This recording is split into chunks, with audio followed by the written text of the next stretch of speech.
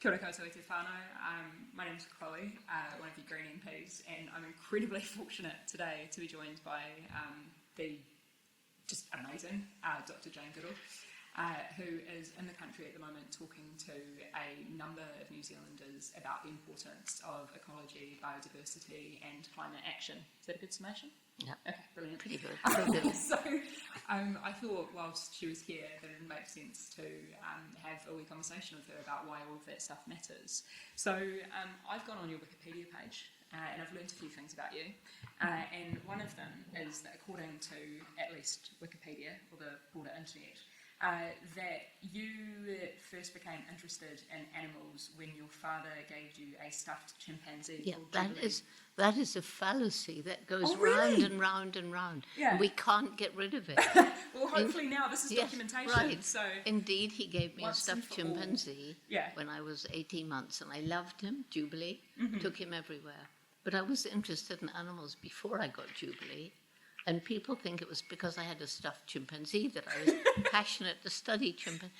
Nothing could be further from the truth. Yeah. You know, my passion was to go to Africa, live with wild animals and write books about them. And that was because of Dr. Dolittle. Yes. Remember? Yeah, Dr. Dolittle. You remember he took African animals from the circus back to Africa? Yep. And then Tarzan. So Oh, wow. Tarzan I met when I was 10 in a book. Yeah. Because there was no TV back then. Yeah. No, I was going to say, Only Dr. books. Dolittle I learnt about through films. Books. So. Yes, exactly. Yeah, Well, I wow. didn't. Books. Yeah. And so my dream began at 10, and everybody laughed at me. How would I possibly get Get to there? Africa, We didn't yeah. have money. Yeah. World War II was raging. Africa was far away. We didn't know much about it. And I was just a girl. So how did you So manage to overcome all of that? And It was my mother, my amazing mother. She supported my love of animals, and she didn't freak out when she found I'd taken a whole handful of earthworms to bed with me. you took a whole handful of earthworms to bed with you? Well, she said I was watching them as I wondered how they could walk without legs. Yeah. So you've always just been fascinated by Always. nature? And then when I was 4 and a half, Mum took me for a holiday in the country onto a farm, because we lived in London. And I was given the job of collecting hens' eggs.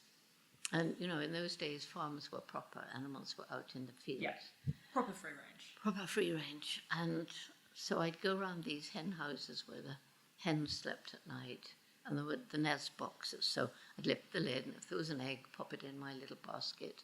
But then apparently I began asking everybody, but where is the hole on the hen big enough for the egg to to get come the out? egg out there. And nobody told me. So I remember seeing this hen. She was brown. She was going into one of these little hen houses. I must have thought, she's going to lay an egg. So I crawled after her. Squawks of fear, she flew out. And so, again, you know, I mean, now I'm on the path of discovery. But I must have realized, well, no hen will lay an egg here because she flew out in fear. So I waited in an empty. There were about 6 of them where they slept at night. And I waited 4 hours. 4 hours? 4 hours, aged 4 and a half. That's quite dedicated. I know. Yeah. My mother didn't know where I was. Yeah. Everybody was out searching, and it was beginning to get dark.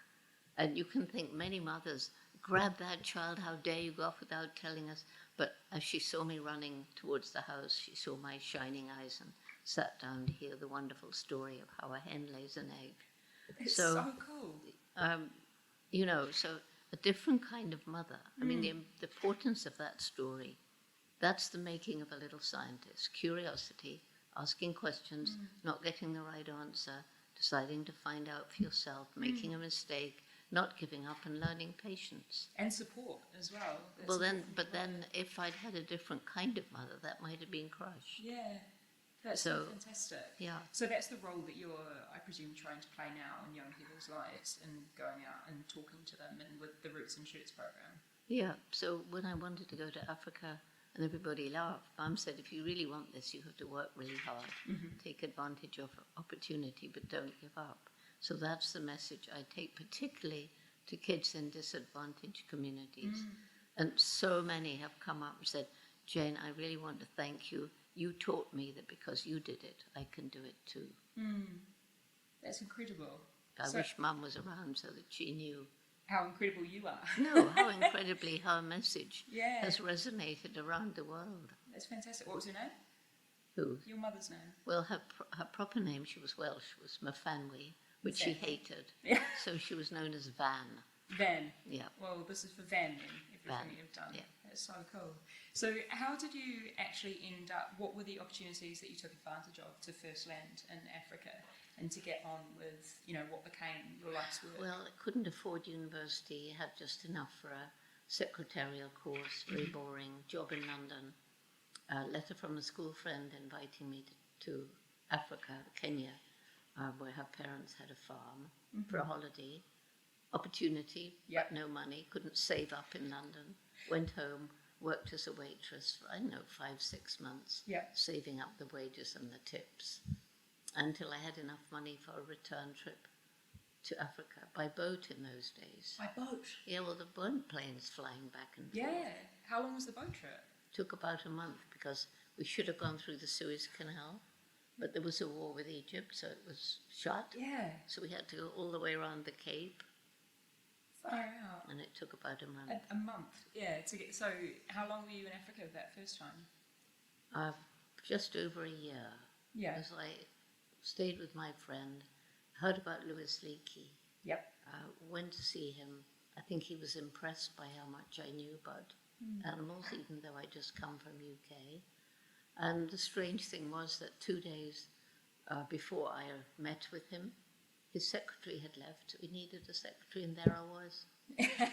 offering your services. That boring secretarial, after all, took Yeah. me into a world where everybody could answer all the questions I had. Yeah, so my understanding, looking at, at least what's written down on the internet about your history, is that Louis Leakey then, through that job and that secretarial position, you had the opportunity to then start your observation of these chimpanzees. How did that come about? Well, after I'd been working for him for about a year, he started talking to me about a group of chimpanzees living on a lake shore in what was then Tanganyika, part of the crumbling British Empire, Tanzania today. And of course, that was, I couldn't believe it. I mean, I would never have dreamt. Nobody studied chimps in the wild. They were exotic. They were out of my imagination, really. Yeah, well, they're not cows, so you don't No, come across them on a exactly. daily basis. No. So I thought maybe about, some animal on the plains. But chimpanzees, yes, but it took him a year to get the money. I mean, who's going to give money to this young girl with no degree? So I went back to UK and read everything I could about it. It was nothing except captive chimps. Yeah.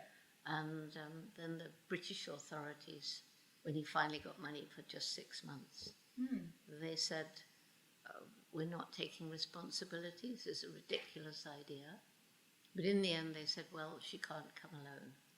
So the volunteer was that same amazing mother. That's so So awesome. it's So your mother amazing. came with you? She came for the first 4 months of the 6 months money that I had. Wow. And she she was amazing, because at first the chimps ran away. Yeah.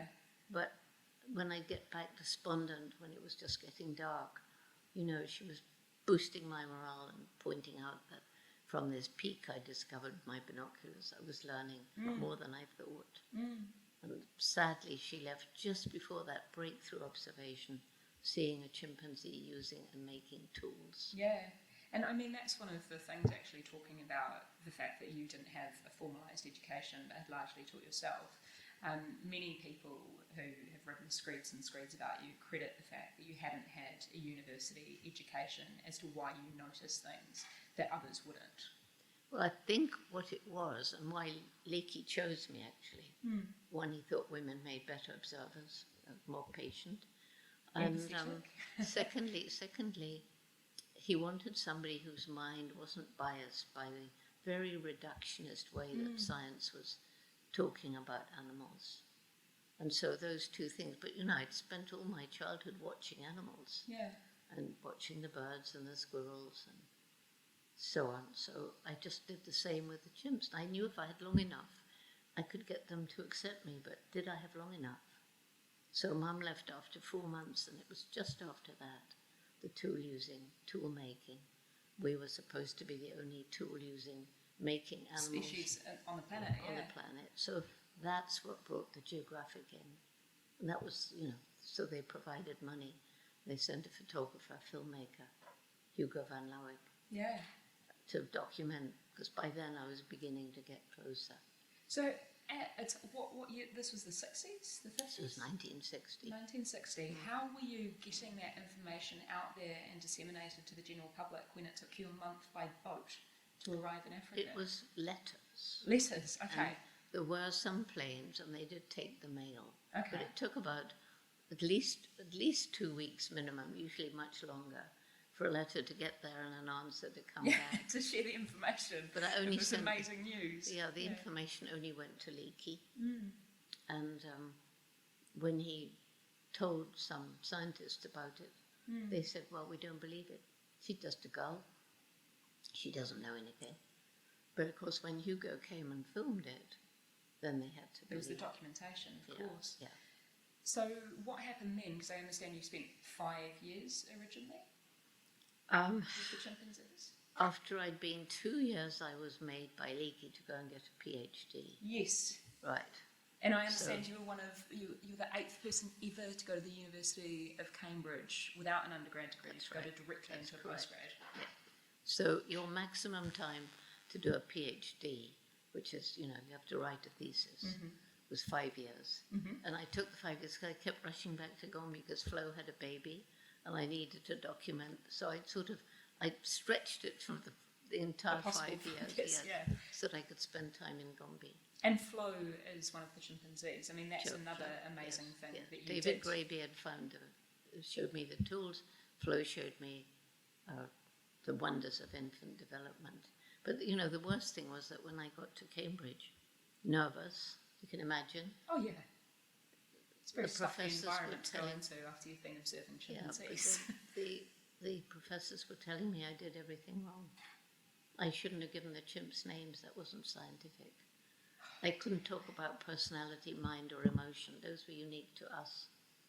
But luckily, my childhood teacher taught me that was wrong. Yeah. My childhood teacher was my dog.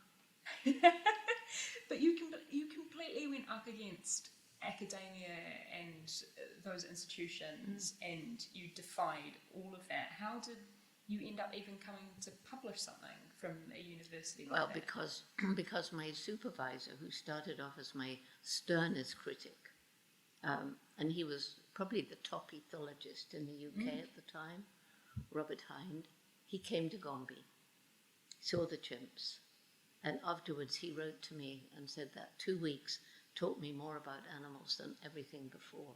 So he was the one who helped me write about my observations in such a way that I couldn't be torn apart by other scientists. And I loved learning to think in a scientific, logical Analytical way yeah. and question everything that you thought was true and make sure that it was as correct as you could make it. But by virtue of publishing that, you profoundly changed the way that animals were perceived. Eventually. Yeah, eventually. Well, the chimps are so like us biologically, and we were showing with film the similarities in behavior. So the scientists simply had to start coming out of this little narrow way of thinking. I mean, I was actually taught the difference between us and all the other animals was one of kind. We were separated. There was an unbridgeable chasm, and we were on a pinnacle, And I think it probably stemmed from religion. Yep. But as I say, the chimps helped me to help science to bridge the gap and realize we're part of the animal kingdom. On the point of religion, and feel free not to touch this, but I did, in reading about you, came across a quote from Reader's Digest in September 2010, where you said, I don't have any idea who or what God is, but I do believe in some great spiritual power. I feel it particularly when I'm out in nature. It's just something that's bigger and stronger than what I am or what anybody is.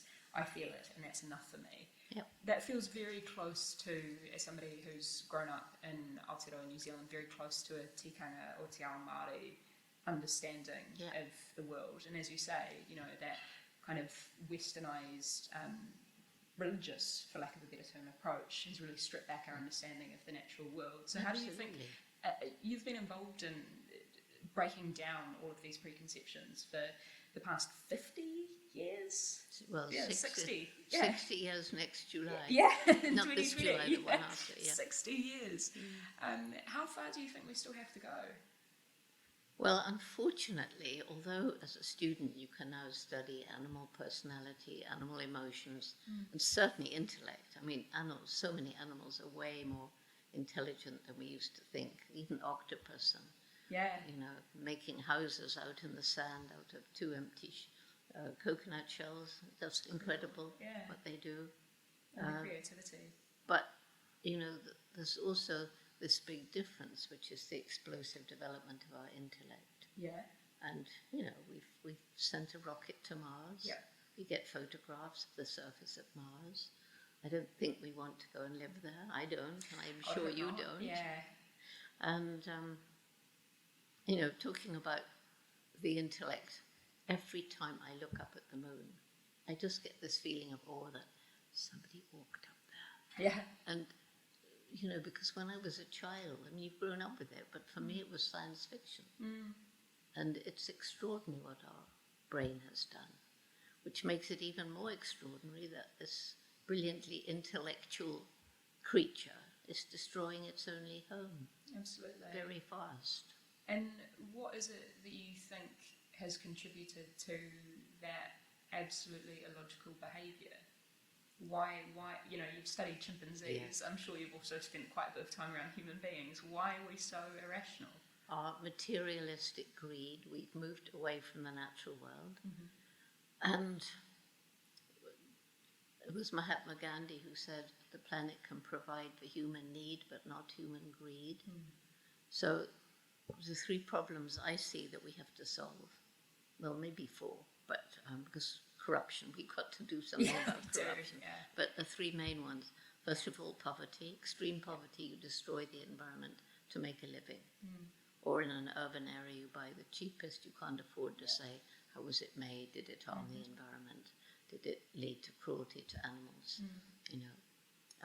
Secondly, our unsustainable lifestyle. Yours, mine, just about all the people we meet in a city. And thirdly, human population growth. So the crazy thing is, if you think of it logically, here we are on a planet with finite natural resources, countries getting wealthier, people demanding more and more and more natural resources. And, it doesn't make sense to think you can have unlimited economic development, unlimited human population growth on a planet with finite natural resources. It doesn't make sense. But we've somehow got ourselves into that mindset. It's one of the things that blows my mind, particularly being engaged in politics, is that GDP is the great measure of success. It externalises things like the environment. Yes, GDP does not take into account the cost that's being exacted from Mother Nature. That's not put into it. So it's a false GDP, really. Absolutely, it's a false economy. Yeah. It's a false economy. One of the amazing women who I've been fortunate to know in my life is Jeanette Fitzsimons, who's one of the co-founders of the Greens, and she said in her time in Parliament that we currently have an economic system that exploits both people and the planet. And I find that we almost have this bizarre cognitive dissonance where most people are aware of things like climate change occurring and aware that we are ripping down our forests and we are pulling out far too many fossil fuels, polluting the ocean, absolutely, poisoning the land with the chemicals that we use to grow our food, thinking it's okay to feed people with food grown with poisonous chemicals.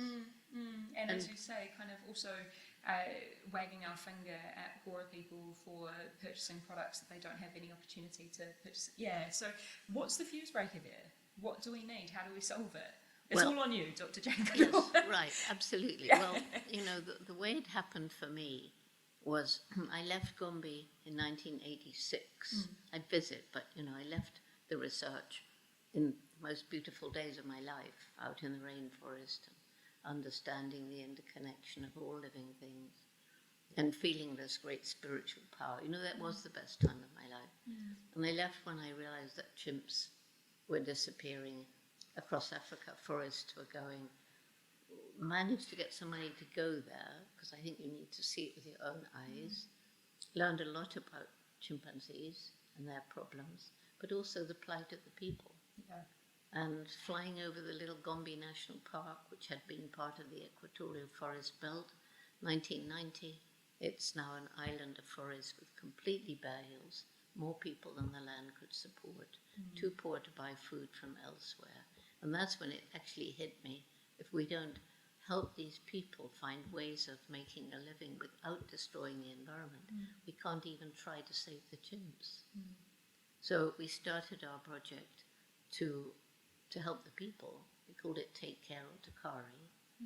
And we started it by a little group of hand-picked Tanzanians who were local, went into the villages and asked them what they thought we could do to help them, rather than a bunch of arrogant white people. Yeah, just marching in. Yeah, colonisation. So it developed slowly, and I think one of our best interventions was microcredit, based on Muhammad Yunus, Grameen Bank, and scholarships to keep girls in school during and past puberty, or delivering family planning information. We didn't, they did.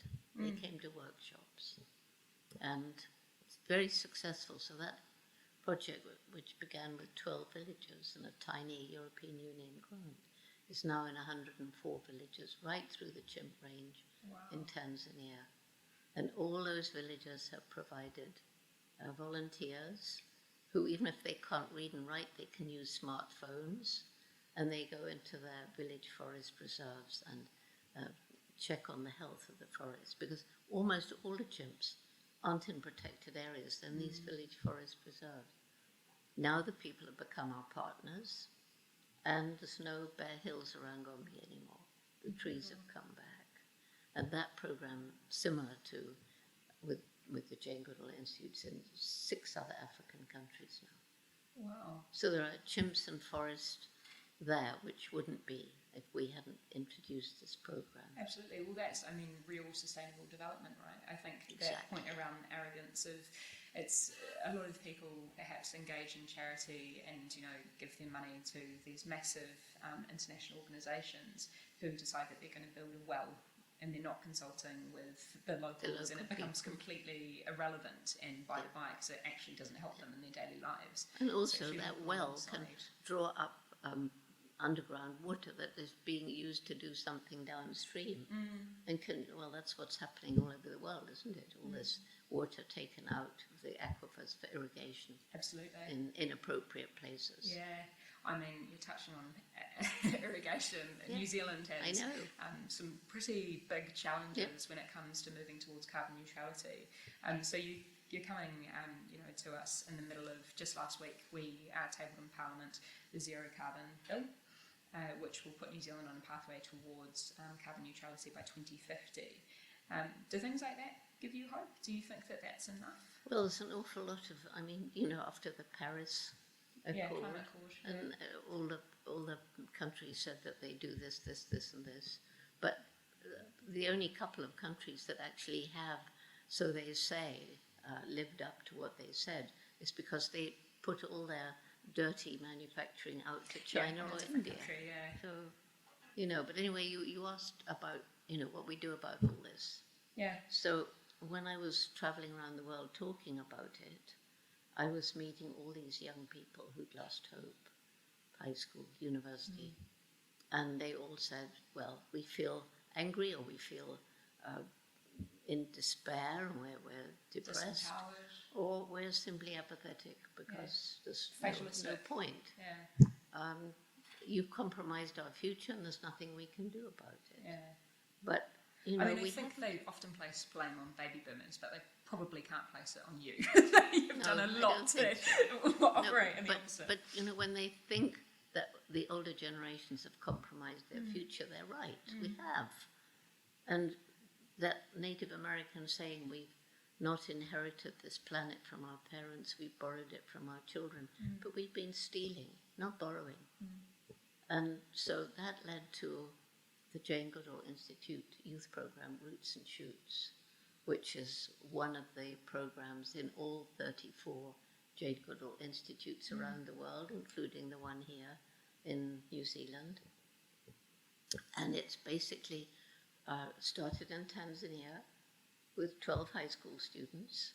There's something about 12 villages around Gombe, 12 high school 12 students, disciples. 12 disciples. I know. Anyway, they were concerned about all kinds of different things.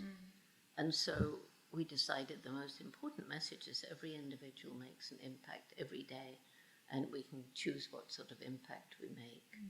And that each group would choose 3 projects between them, one to help people, one to help animals, one to help the environment, because it's all interrelated. Absolutely.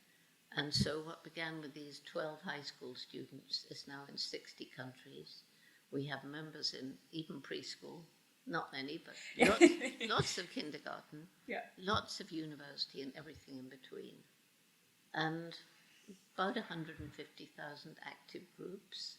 And then there's all the ones who've been through and they're now in increasingly in government positions and CEOs of major corporations, because it began in 91. Oh, wow. So the Minister of Environment in Tanzania and DRC was in Roots and Shoots. That's so cool. And it is. And I go to China and people come up and say, well, of course I care about animals. I was in Roots and Shoots in primary school. Yeah. So they take the values with them. Yeah. Well, it's about their education, right? It's about the education and bringing them together and helping young people. You know, we've got to do something about this racism and the violence and the fanatical religion and stuff. But if you get the people together, youth together from different factions, they very soon realize that they're actually the same. Yeah. So you've got hope then for the future? Hope, but it depends on taking action. Yeah. We need to take action now. And what's the best form of action that you think people should take?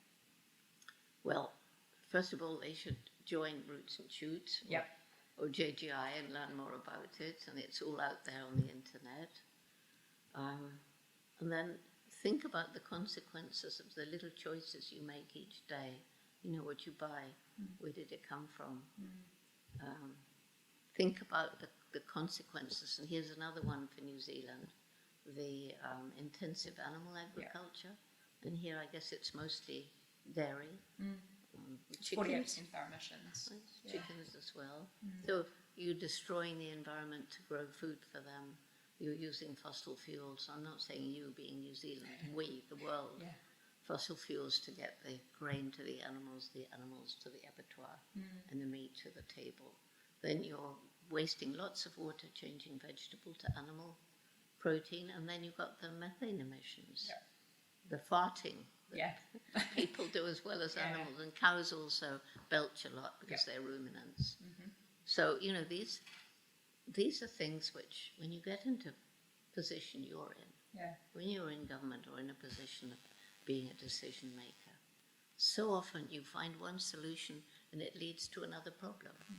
So, okay, you reduce dairy farming.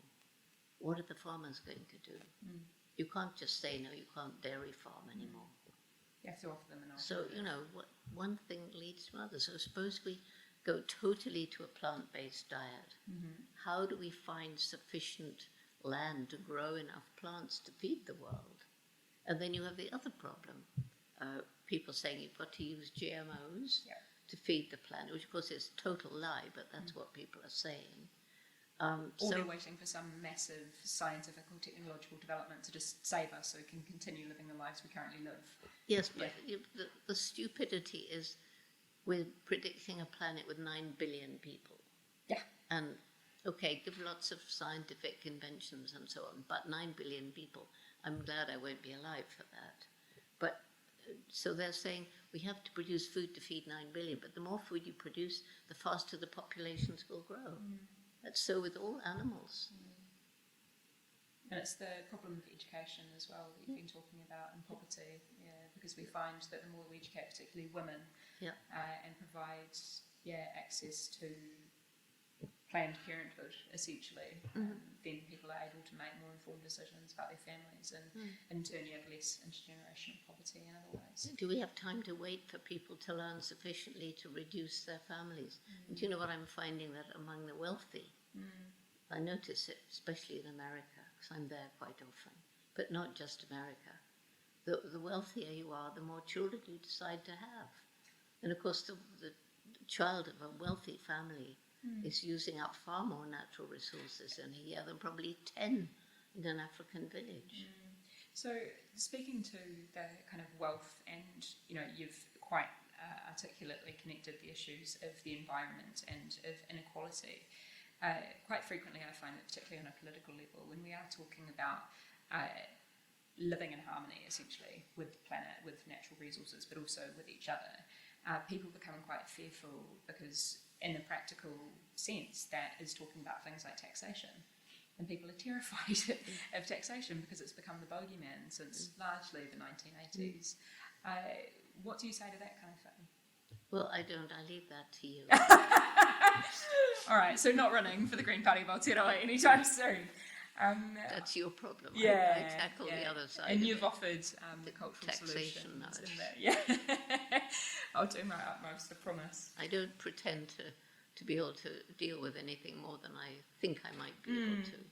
And we all have a role to play, which I presume is, Yes. The point that And you you know, make. the great thing about these Roots and Shoots groups that I meet everywhere, I've met them in the last few days here in New Zealand, and they are so full of energy and enthusiasm, and we are bringing together children of different religions, and you just had to cope with the horrible situation in Christchurch with the mosques. And I just read to my horror that this white extremist delivered a pig's head into a mosque, which made me feel sick, actually. So I was sort of hoping when I went to Christchurch that I could actually go and talk to people in the mosque, but apparently it's too late to work something out. Oh no, It's a it's pity. unfortunate. Yeah. Because I've talked in mosques, in synagogues, in temples, in just about every religion. I'm a part of the Council of World Religions. Yeah, that's awesome, and it's about connecting people, as you say, and finding those similarities. I just want to touch on, just in the final few minutes that I've got you, on a pretty random tangent, but I've heard that you have a romantic belief in the idea of Bigfoot. This comes up all the time. Does it? This is the thing. These are the things circling around about you on the internet, Yes, Jane. So I I'm know. glad that you've got this time to address all of them. Well, it comes up all the time. I'll tell you, I've met Native Americans who've seen Bigfoot. I met someone who left his lucrative job with intelligence in the US because he saw one. I wanted to use all his, I don't know what's happened to him. But the story, I got several, but this one, I was in Ecuador visiting some people living in really 2 hours of flying over the forest in a small plane, which actually on the next trip crashed. I was really lucky. Wow. It was very old, but anyway, we didn't crash. And we landed in 3 of these really remote villages, which are only connected by, rather like the traveling minstrels, so hunters who take news from one village to another. And of course, they're killing a lot of animals, but still it's subsistence. They're not killing for money. At any rate, so there was a translator talking to these people in the village. We were starting Roots and Shoots there. And so I said to this translator, when you next see these hunters, could you ask them one question? He didn't know why. This was out of the blue. I said, ask them if they've seen monkeys without tails. That's all I said. Yeah. And about 3 months later, I got a reply. 5 of them, 5 of these traveling hunters said, yes, we've seen monkeys without tails. They walk upright and they're about 6 foot tall. So that was out of the blue. Yeah. Is the plan to go and observe them next? Well, I wished I'd had money. It's too long ago now. Oh, no. I tried to get people interested to go, but I couldn't. It was just so remote. Yeah. Far out. It's incredible. So what is your, just to wrap up on, what's your goal? If you could you've already achieved so much, but you're still going. Yeah, well, isn't there an awful lot left? Exactly.